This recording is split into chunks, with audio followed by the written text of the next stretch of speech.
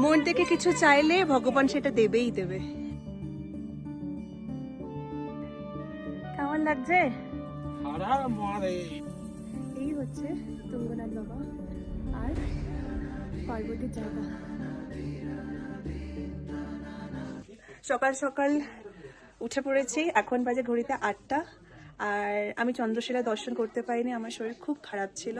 কালকে এসে যে তোমাদের দেখাবো, বলবো যেখানে আমাদের এটা আছে এখানে ওটা আছে, আমি কিচ্ছু করতে পারিনি। এখন একটু স্টেবল, রাত্রিবেলা মেডিসিন খেয়েছি, ঠিক আছে এখন। তো এখন একটু তুঙ্গনাথ মন্দিরে পুজো দেবো, ঠিক আছে? চলো তাহলে মন্দিরে কিভাবে কি পুজো দিচ্ছি তোমাদের দেখাই। আপনাদের সাথে আমি আজকে একটা গল্প শেয়ার করব। সেই গল্পটা আমি কিন্তু মধ্য মাহেশ্বরে গিয়ে জেনেছি, সেটাই তুঙ্গনাথেই আমি আজকে বলবো। এই পঞ্চকেদার কোথা থেকে এসেছে, পঞ্চকেদারের নামটা কোথা থেকে এসেছে, আর পঞ্চকেদারের পুরো গল্পটা কি, সবটুকুনি আপনাদের সাথে আমি আজকে শেয়ার করব। তার আগে চলুন মন্দিরে পুজো দেওয়ার জন্যে প্রসাদটা কিনে নেওয়া যাক।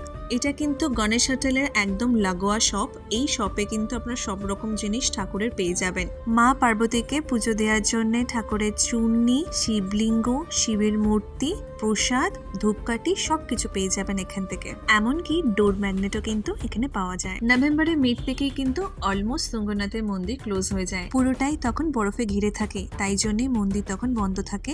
আর তখন পুজো হয় হচ্ছে উকি মঠে। ট্রেকিং এর জন্য কিন্তু রাস্তাটা খোলা থাকলেও কিন্তু মন্দির কিন্তু পুরোটাই বন্ধ থাকে সেই সময়। তখন বাবা তুঙ্গনাথ বিরাজ করে হচ্ছে উকি মঠের মন্দিরে। আপনারা অনেকেই জানেন এই পঞ্চকেদারের গল্প, যারা জানেন না তাদের জন্য এই গল্পটা আমার তরফ থেকে। মহাভারতের যুদ্ধের পরে পাণ্ডবরা অনেক পাপ অভিশাপ পেয়েছিল। পাণ্ডবরা যুধিষ্ঠিরা সেটা বুঝতে পেরেছিল।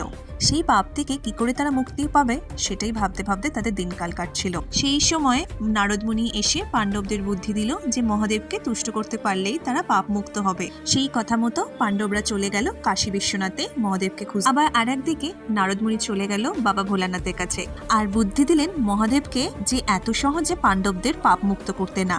আর মহাদেবও সেই কথাতে সাই দেন, কারণ কুরুক্ষেত্রের যুদ্ধে কিন্তু মহাদেব খুব একটা তুষ্ট ছিলেন না।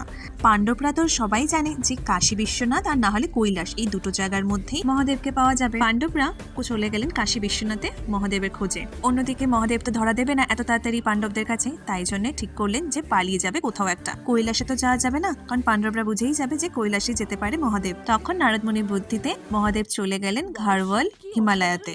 ঘারওয়াল হিমালয়াতে তিনি লুকিয়ে ছদ্মবেশ নেন একটি ষাঁড় রূপে, কেউ যাতে তাকে চিনতে না পারে তাই জন্যই তিনি ষাঁড়ের ছদ্মবেশ নেন। আর ওইদিকে পাণ্ডবরা বেনারস থেকে খবর নিয়ে নেয় যে হিমালয়াতেই মহাদেব লুকিয়ে আছে কোথাও।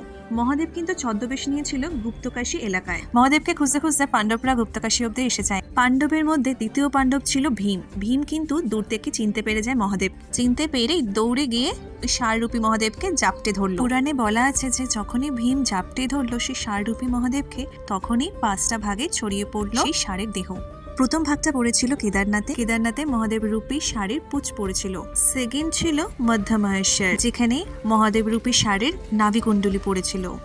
আর থার্ডে তুঙ্গনাথ, যেখানে এখন আমরা আছি, এইখানে ষাঁড়ের বাহু পড়েছিল। ফোর্থে হচ্ছে রুদ্রনাথ, যেখানে মুখমণ্ডলী পড়েছিল ষাঁড়ের। আর ফিফথে কল্পেশ্বর, যেখানে ষাঁড়ের চুল পাওয়া গেছিল। তারপর থেকে নাম হয়েছে পঞ্চকেদার। পাণ্ডবরা পাপ মুক্ত হওয়ার জন্য এই 5 কেদারে মন্দির তৈরি করে ভোলানাথের উদ্দেশ্যে। ভোলে বাবার সাথে সাথে মা পার্বতীকেও আমরা পুজো দিয়ে নিচে নেমে এলাম আমাদের গণেশ হোটেলে। আমরা বাবার মাথায় সবাই মিলে জল ঢেলেছি, আর জল ঢেলে অনেক তৃপ্তি লাভ করেছি। তার সাথে সাথে আমরা কিন্তু মা পার্বতীকেও দর্শন করেছি ও পুজোও দিয়েছি। আমাদের সবার নামে সংকল্প হয়েছে। আমরা এবার রওনা দিলাম চোপতা ভ্যালি থেকে, নিচে নামছি। যেই রাস্তা দিয়ে কালকে আমরা এসেছিলাম সেই রাস্তায় তখন ছিল বিকেল 5টা-6টা, তাই জন্যে আস্তে আস্তে অন্ধকার ছেয়ে আসছিল আর কুয়াশা ছিল। আজকে কিন্তু পুরোটাই ক্লিয়ার স্কাই। আচ্ছা, এবার ইম্পর্টেন্ট কিছু কিছু জিনিস আপনাদের আমি বলে দিই। আপনারা যদি কেউ চান যে তুঙ্গনাথ মন্দিরের গেটের থেকে একবারে তুঙ্গনাথ মন্দির অবধি কেউ ঘোরা করে আসবেন, তাহলে কিন্তু 1300 টাকা চার্জ নেবে। আর যদি আপ ডাউন দুটোই যদি করতে চায় তাহলে একটু কনসেশন হয়ে যায় সেখানে। তুঙ্গনাথ মন্দিরে কিন্তু আমরা বাবার মাথায় জল ঢেলে অঞ্জলি দিয়ে এমনকি বাবাকে আমরা টাচ পর্যন্ত করতে পেরেছি। একদম যাকে বলে মনের মতো করে পুজো করেছি একদম। যেহেতু তুঙ্গনাথ মন্দিরের ভেতরে photography and videography is totally prohibited, তাই জন্যে আমি আমি আপনাদের দেখাতে পারলাম না ভেতরটা কীরকম। রাস্তার এপাশ ওপাশ থেকে কিন্তু আপনারা যখন যাবেন তখন দেখবেন কয়েকটা ছোট ছোট দোকান আছে, সেখানে হচ্ছে আপনাদের রিফ্রেশমেন্টের জন্য কিছু ব্যবস্থা করে রেখেছে ওরা, যেমন Maggi, fruit juice, fruits, cold drinks, energy drinks, এইসব চকলেটস, ড্রাই ফ্রুটস সব কিছুই মোটামুটি পেয়ে যাবেন, কিন্তু অনেকটা ডিস্টেন্স করে এই সবগুলো কিন্তু আপনারা পাবেন। তুঙ্গনাথ মন্দিরে আসার জন্য কিন্তু এই সেপ্টেম্বর অক্টোবর মাসটা কিন্তু একদম পারফেক্ট টাইম। আপনারা এই সময় এতটা রেনি সিজনও পাবেন না, আবার এই সময় স্নোফলও পাবেন না, চারপাশে শুধু গ্রিনারিজ পাবেন। এই যে আমার হ্যাপি টিম মেম্বার্স, এখানে লিস্ট অফ ওয়াইল্ড লাইফের নাম পেয়ে যাবেন আপনারা, কিছু কিছু নাম কিন্তু এখানে মেনশন করা আছে, অ্যান্ড এটা কোন কোন সময় পাওয়া যায় সেটাও কিন্তু মেনশন করা আছে। অলমোস্ট এসে গেছি, আর একটুখানি নামাটা অতটা কঠিন নয়, ওঠাটা বেশি কঠিন, কিন্তু at last I did it. মন থেকে কিছু চাইলে ভগবান সেটা দেবেই দেবে। এই যে আমার টিম মেম্বার্স আসছে পিছনে, সুমন, চিরু সবাই আসছে। আমি তো কোনোদিন ভাবতেই পারিনি যে আমি এই ট্রেকটা কমপ্লিট করতে পারবো এখানে বলে। ছোট ছোট ক্যাম্প আছে স্টে করার জন্য, এখানে এসেও কেউ স্টে করতে পারে, আর লোকালসরাও থাকে এখানে। লাঠিটা কিন্তু ভালোভাবে নিতে হবে, মানে লাঠি তো ভালো দেখে চয়েস করবেন যখনই আসবেন তুঙ্গনাথে। টেম্পারেচার বলে দিই, কাল রাত্রিবেলা টেম্পারেচার ছিল প্রায় 0 ডিগ্রি, অ্যান্ড একটু উপরের দিকে তুঙ্গনাথে আরও উপরের দিকে টেম্পারেচার ছিল প্রায় -1 -2, কারণ পুরো বরফ ছিল।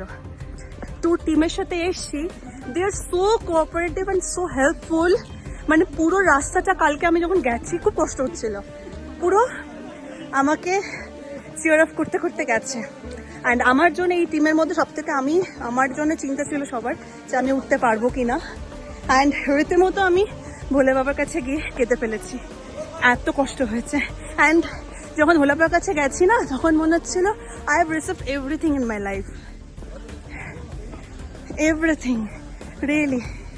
অ্যান্ড এগুলো যেগুলো বলছি সেগুলো একটাও মিথ্যা কথা নয়, আমার এগুলো মনের কথা, উইদাউট প্ল্যান, উইদাউট সব কিছু, এগুলো আমি আপনাদের বলছি। তুঙ্গনাথ উঠতেই এই ঘোড়াগুলো এখানে দাঁড়িয়ে থাকে, আর এই ঘোড়াগুলোই কিন্তু বুক করতে হয় আপনার তুঙ্গনাথ মন্দিরে যাওয়ার জন্য। এইটা আমার ফার্স্ট টাইম ট্রেকিং এক্সপিরিয়েন্স, আমি আগে কখনো ট্রেকিং করিনি। আপনাদের যদি কারোর অ্যাজমা প্রবলেম বা চেস্টে কোনো ইস্যু থাকে, তাহলে আমি বলবো যে এই 4 কিলোমিটার কিন্তু আপনারা ঘোড়া করে গেলেই ভালো হবে। আর যখন নামবেন তখন পায়ে হেঁটেই নামতে পারবেন, তখন নয় চারপাশের দৃশ্যটা খুব ভালো করে উপভোগ করবেন। এইভাবে আপনারা আমার পাশে থাকুন, আমি আপনাদের সাথে আরও অনেক জায়গায় ঘুরতে চাই।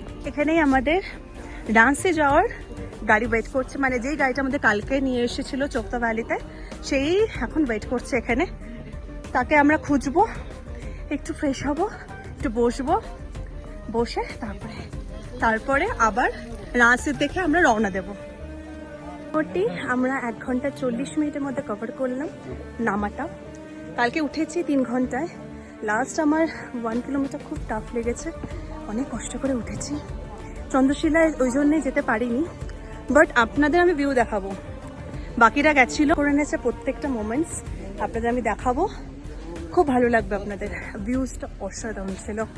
চলুন তাহলে এবার নেক্সট জার্নি করি, নেক্সট জার্নিতে কী হচ্ছে আপনাদের আমি দেখাবো।